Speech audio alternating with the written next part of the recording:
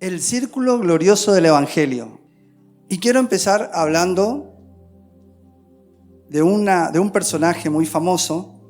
A ver si me sale en inglés su nombre y apellido. Clive Staples Lewis. ¿Lo conoce?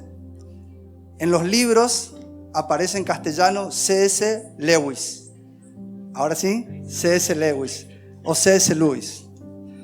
Bueno, les cuento que él nació en Irlanda del Norte en el año 1898 y desde muy joven mostró tener una mente brillante, una mente creativa y profundamente inquisitiva.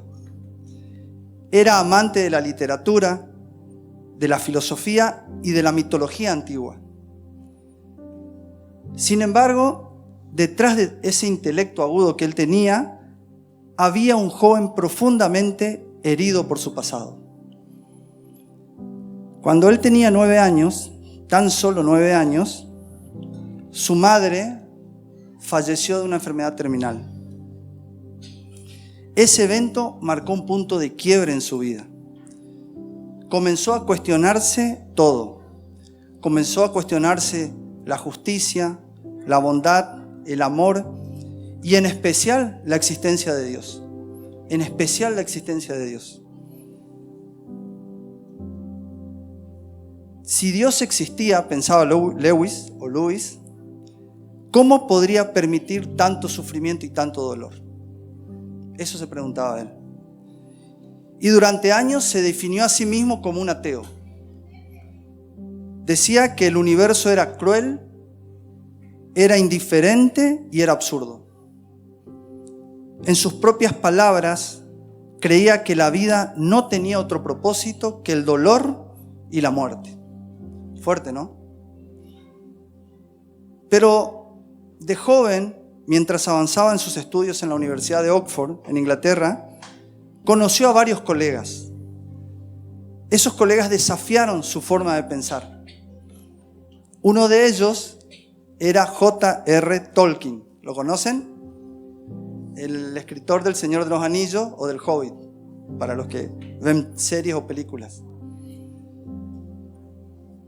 Tolkien y otros amigos no lo atacaron por su incredulidad, sino que le mostraron que la fe cristiana era una respuesta coherente, profunda y razonable a las grandes preguntas de la existencia humana. Lewis comenzó a sentir un conflicto interior. Él decía, un hombre no empieza a buscar la verdad acerca de Dios hasta que se vuelve realmente desesperado.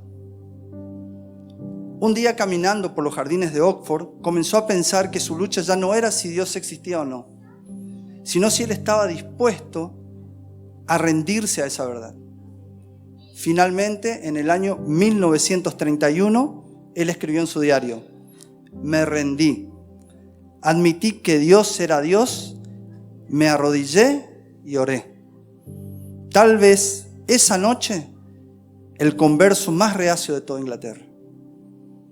Desde aquel momento, Lewis no solo creyó en Dios, sino que encontró en Cristo la respuesta a todas sus preguntas. Y así comenzó a transitar ese glorioso evangelio. Con el tiempo, él se convirtió en uno de los grandes defensores del cristianismo del siglo XX. Escribiendo grandes obras literarias como Mero Cristianismo, Cartas del Diablo a su sobrino y las Crónicas de Narnia, entre otras. Fue apodado el apóstol a los escépticos. Ese fue el apodo que le pusieron a Lewis o a Lewis. Y si somos honestos, ¿no? Muchas personas y aún muchos cristianos viven cuestionándose un montón de cosas que han vivido en el pasado. Cuestionan lo que la vida les ha hecho. Tienen muchas dudas, muchas heridas, muchos rencores, muchas preguntas que parecen no tener respuestas. Viven en una especie de círculo creciente de cuestionamientos y de preguntas sobre su pasado. Rencores, miedos, angustias, heridas, reclamos. Y aunque buscan respuestas, sí, en la religión, en la ciencia, en la psicología, en la política, en los negocios, en una ideología, en ciertas relaciones o en algunos referentes o líderes, ¿no? Siguen viviendo dentro de ese círculo que de alguna manera es vicioso y perjudicial, sin encontrar respuestas. Siguen sintiendo un vacío cuando llegan a ese tipo de preguntas o cuestionamientos. ¿Por qué? Porque al igual que le pasó a Luis, son preguntas que tienen sus respuestas completas en Cristo. La humanidad fue creada y fue llamada para Cristo. Vos y yo fuimos creados y llamados para Cristo. Fuera de Él, nada puede satisfacer plenamente al ser humano. Fuera de Él no hay respuestas a las profundas preguntas de la vida. En el Evangelio de Juan, capítulo 17, versículo 3, Jesús dice lo siguiente: y esta es la vida eterna, que te conozcan a ti, el único Dios verdadero, y a Jesucristo, a quien has enviado. La vida eterna, la vida plena, la vida de Dios, consiste en conocerlo a Él y a Jesucristo, quien es la respuesta a todas las preguntas de la humanidad. Jesucristo es la respuesta a todas las preguntas que tiene la humanidad. Ahora, ¿cómo hace Dios para incorporar en nosotros la realidad de esa vida eterna? ¿Cómo hace Dios para incorporar esa medida de conocimiento sobre la cual debemos ir creciendo como iglesia para vivir esa vida eterna que nos ha prometido, ¿no? ¿Cómo hace Dios para lograrlo? De eso se trata el círculo glorioso del Evangelio. De eso vamos a hablar. Podríamos decir o definir a este círculo glorioso del Evangelio como un círculo virtuoso que va de gloria en gloria y que no debería detenerse si lo dejamos actuar, y que va a ir produciendo en nosotros la madurez que el cuerpo de Cristo necesita para vivir en plenitud y manifestar un evangelio puro y claro a nuestra sociedad.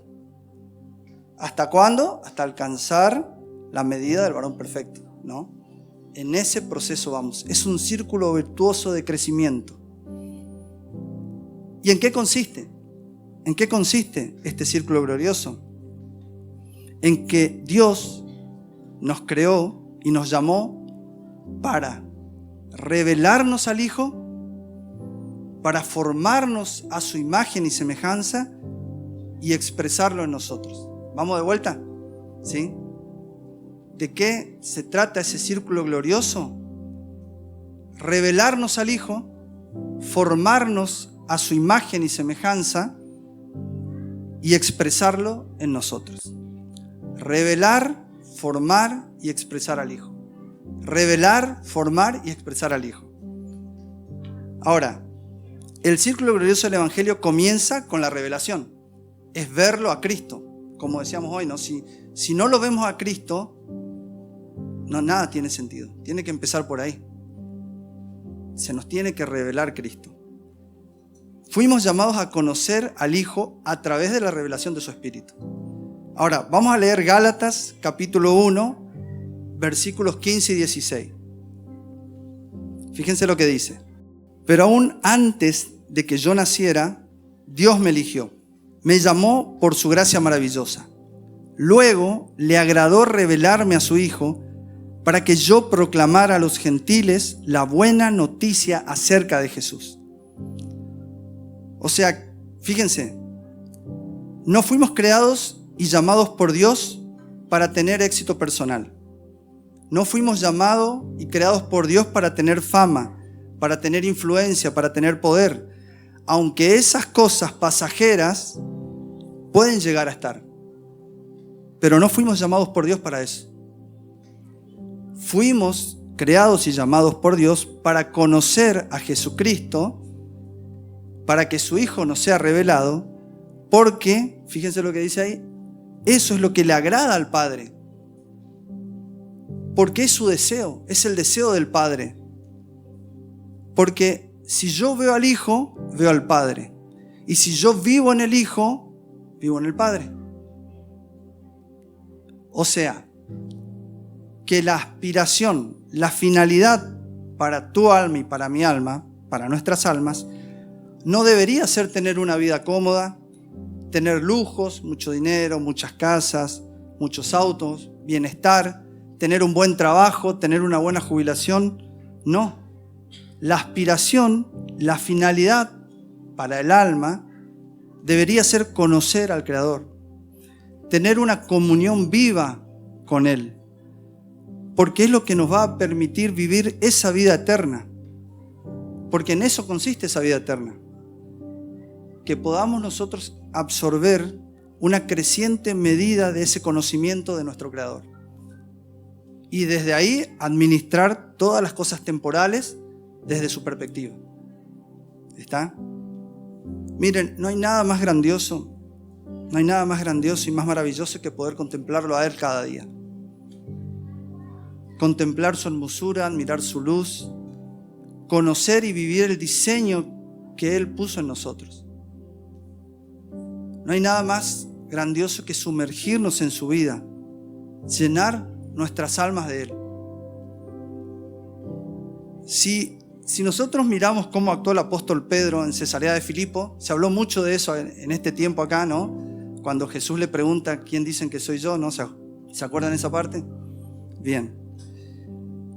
Si ustedes miran cómo actuó el apóstol Pedro en ese lugar, el Señor le dijo, esto no te lo reveló carne ni sangre, sino mi Padre que está en los cielos. Ahora, podemos ver algo interesante acá. ¿Por qué? Porque fíjense lo que hizo Pedro. Pedro simplemente se rindió a la voz del Espíritu. Fíjense que él estaba de alguna manera compitiendo con todos los otros. El Señor les preguntó a todos. Y como era Pedro de rápido hablar, podían hablar rápidamente, el primero, dar su opinión rápidamente. Y no lo hizo. No buscó conceptos de su propia interpretación. Tampoco tomó la opinión que dieron los demás. Fíjense que posiblemente él reconocía en ese momento que no tenía ni idea qué decir, ¿no? Sin embargo, esperó en el Señor. Esperó en el Señor y la revelación llegó. Y cuando llegó la revelación, él declaró: tú eres el Cristo, el Hijo del Dios viviente. ¿Se acuerdan de esa parte, no? No esperemos, familia, hermano, no esperemos escuchar la voz de Dios si hay mucho ruido alrededor nuestro, si hay mucho ruido en nuestro interior. No esperemos escuchar la voz de Dios si la carne opina constantemente, responde constantemente, justifica todo y analiza como le conviene las Escrituras. Si nuestra naturaleza pecaminosa no guarda silencio, si no callamos su voz, si no la llevamos a la cruz, nos va a ser muy difícil escuchar la voz de Dios. Nos va a ser muy difícil escuchar a Dios. Salmos 46, versículo 10. Estén quietos y conozcan que yo soy Dios. El Espíritu Santo revela a Cristo en un ambiente de quietud interior. La revelación va a venir cuando yo estoy en total rendición. Cuando yo tengo deseos de oírlo. Eso implica quietud. Cuando yo decido prestarle toda mi atención. Fíjense lo que le dice Pablo a Timoteo en 2 de Timoteo capítulo 2 versículo 7. Considera lo que digo y el Señor te dé entendimiento en todo.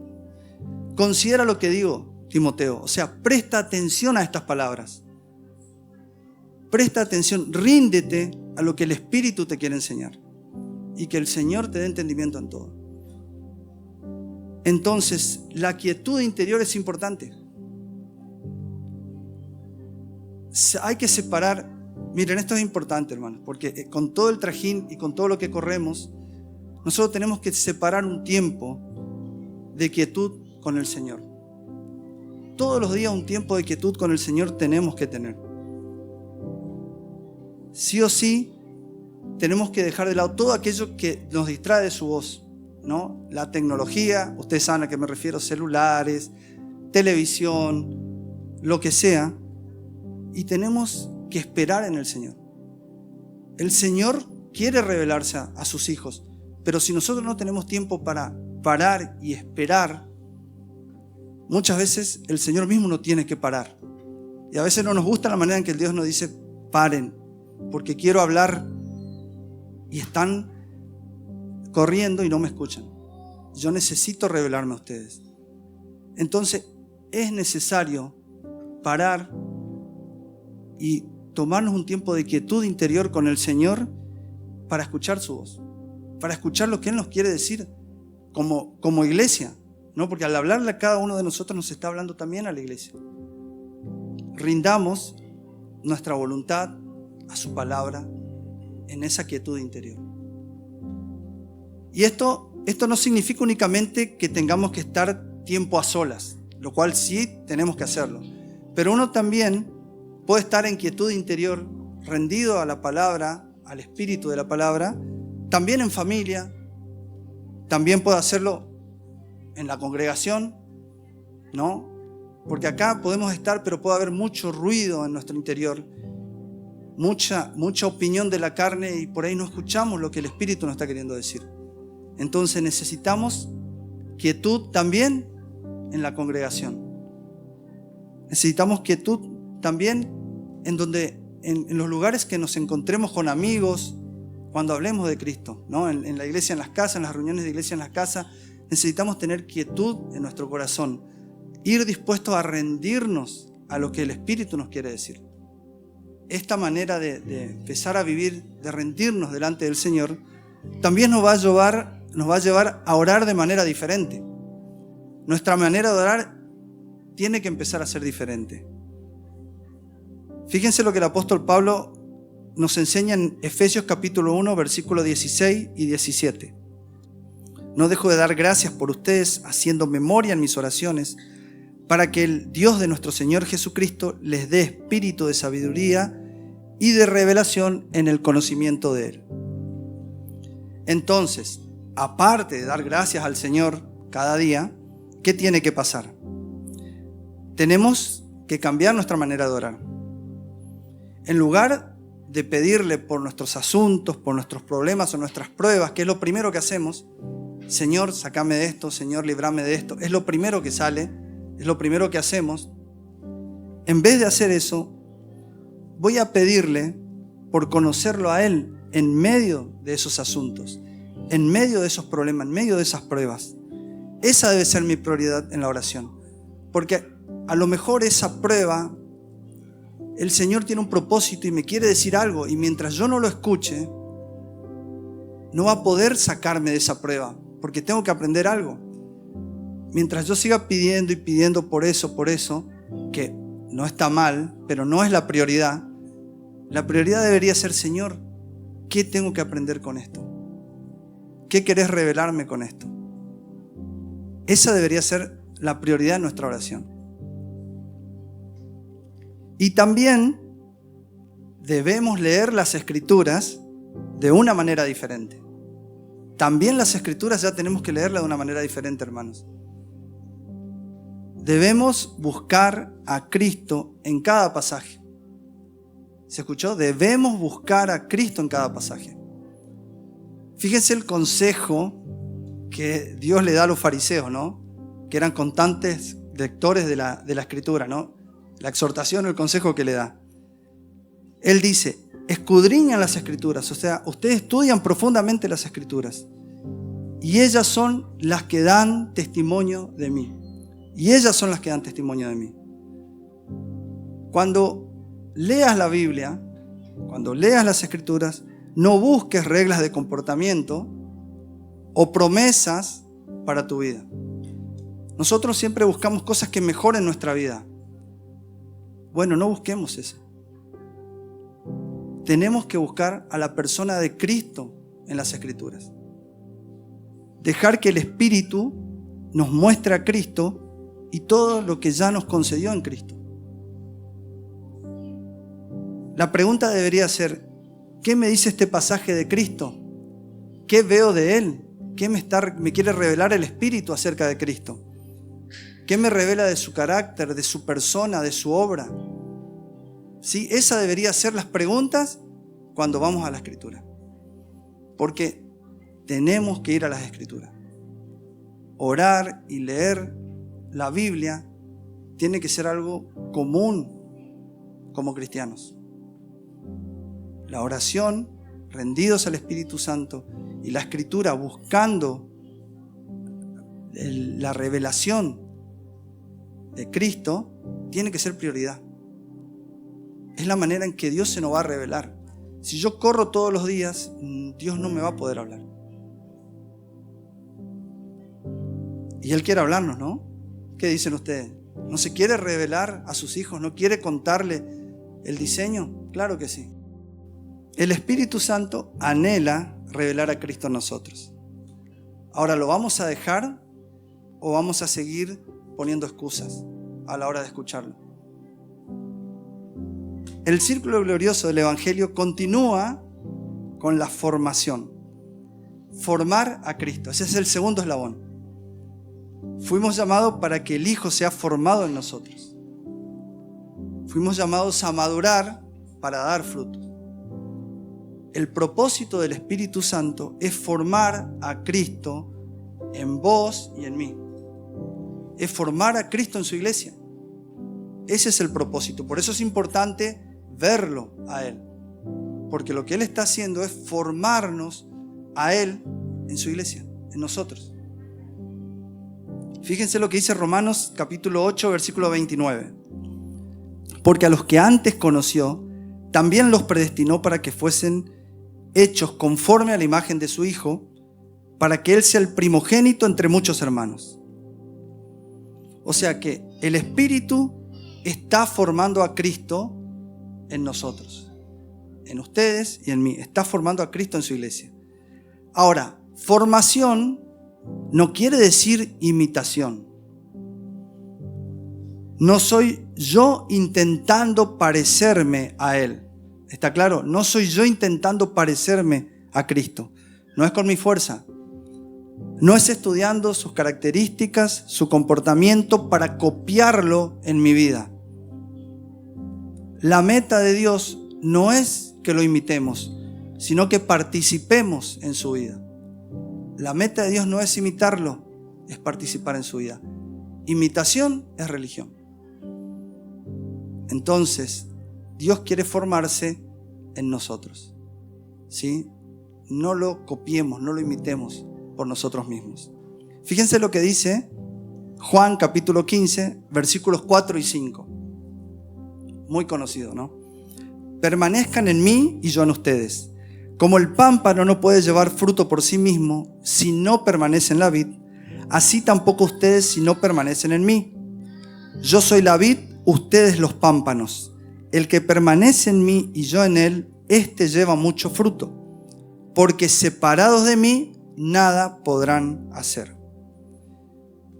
El pámpano, que es la rama, no imita a la vid. No se esfuerza por dar uvas. Da fruto porque está unido a la vid. Participa de su savia, participa de su naturaleza. Así también la vida de Cristo fluye en nosotros cuando permanecemos en Él. No es por copiar a Jesús, es por estar unido a Él y dejar que Él sea el que gobierne mi mente, mi voluntad y mis emociones.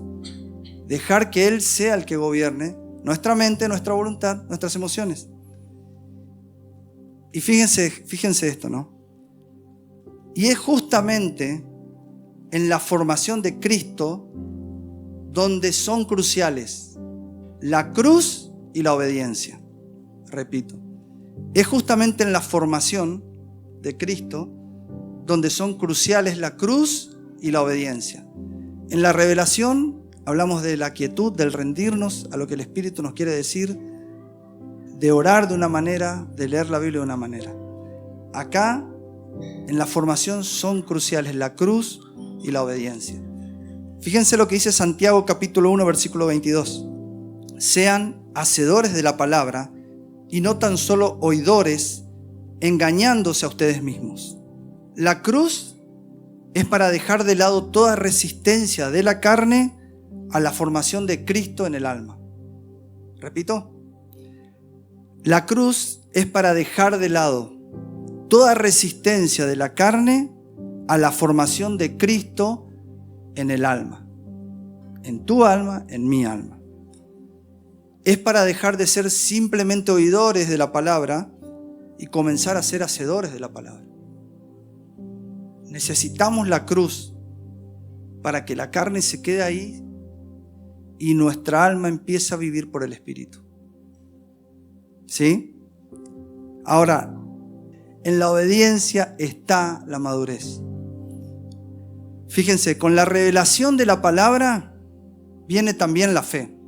La fe viene por el oír la palabra. Con la revelación de la palabra viene también la fe. Con la fe viene también la obediencia. Caminar en la palabra recibida. Obediencia es caminar en la palabra recibida. Y con la obediencia viene la madurez. Con la obediencia viene el fruto. ¿Está? Viene el crecimiento de la iglesia.